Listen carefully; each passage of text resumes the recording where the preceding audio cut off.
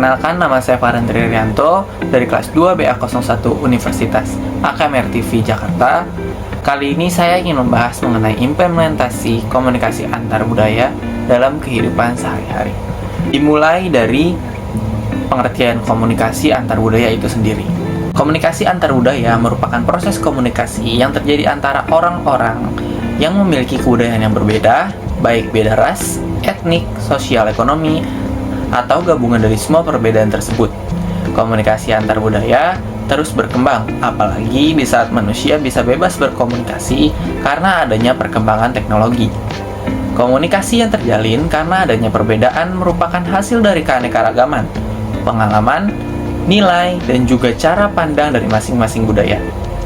Setiap lingkungan sosial budaya senantiasa melakukan adanya nilai-nilai sosial budaya yang diacu oleh warga masyarakat penghuninya.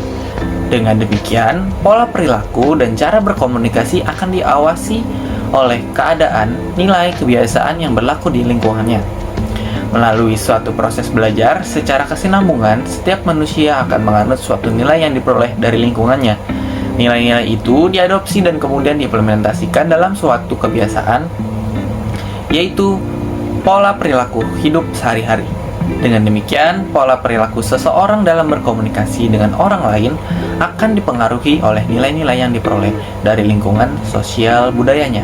Budaya dan komunikasi tak dapat dipisahkan, oleh karena budaya tidak hanya menentukan siapa bicara dengan siapa, tentang apa dan bagaimana orang mengambil pesan, tetapi juga makna yang ia miliki untuk pesan dan kondisi-kondisinya untuk mengirim, memperhatikan, dan menafsirkan suatu pesan. Konsekuensinya, budaya merupakan landasan komunikasi. Bila budaya beraneka ragam, maka beraneka ragam pula praktik-praktik komunikasinya. Nah, sekarang kita langsung masuk saja ke contoh implementasi komunikasi antar budaya itu sendiri.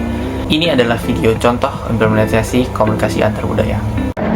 Selamat malam, ada yang saya bantu? Anak di kopi sih paling enak. Bikinnya itu siapa ya? Maaf, sebelumnya bisa pakai bahasa Indonesia aja, Pak, soalnya saya kurang paham. Maaf, primer ya? Nah, bisa dilihat dari video tersebut, seseorang datang ke coffee shop atau kedai kopi, tetapi ia membeli dengan menggunakan bahasa daerah. Tetapi, sang barista tidak mengerti apa yang ia katakan. Nah, itu adalah bentuk komunikasi antar budaya yang tidak komunikatif. Perlu diingat, sebuah komunikasi harus berjalan dengan komunikatif, yang artinya sebuah pesan harus berhasil disampaikan. Nah, kali ini saya ingin memberitahu salah satu YouTuber yang mengimplementasikan komunikasi antar budaya, yaitu Vicky Naki. Bisa dilihat dulu salah satu videonya. Oh, I'm sorry. Where are you from? I'm from Uzbekistan. Oh, you speak Russian? Yeah. Как дела, братан? Ассаламу алейкум. Нормально, отлично, брат. Откуда знаешь русский? Я учу русский язык. Сколько лет? Мне 20. Нет, А ты? не тебе, а сколько лет ты изучаешь?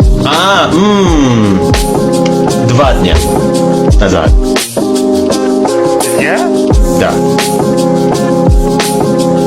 2 дня. 2 дня. 2 дня назад, да. Yeah. 2 days ago. Вот такой. А ты же невозможно так. Почему? За 2 дня выучить. Как? Хорошо, я говорю по-русски? Ну да, нормально. Нормально? Окей. Сойдет. Спасибо. Nah, YouTuber Vicky Naki biasa berkomunikasi dengan orang-orang Rusia yang awalnya menggunakan bahasa Inggris, tetapi pada akhirnya ia menggunakan bahasa Rusia agar komunikasinya lebih maksimal dan lebih dimengerti karena ia sedang berbicara dengan orang Rusia. Nah, YouTuber Vicky Naki ini juga terkadang mengajarkan orang Rusia itu sedikit-sedikit tentang mengenai bahasa Indonesia, seperti terima kasih dan seperti bahasa-bahasa basic yang orang Rusia tersebut bisa ucapkan.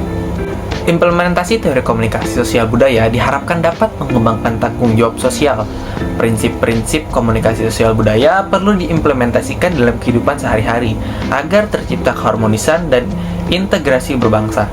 Tujuan kajian tentang komunikasi sosial budaya adalah untuk mengantarkan suatu kompetensi pengetahuan bahwa perbedaan latar belakang sosial budaya dapat mengakibatkan kurang efektivitasnya proses komunikasi.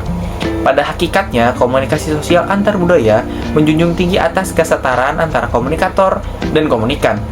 Bahkan, adanya perbedaan latar belakang budaya antara komunikator dan komunikan harus disikapi secara arif sehingga tidak timbul kesenjangan, tetapi justru dapat memperkaya pengalaman.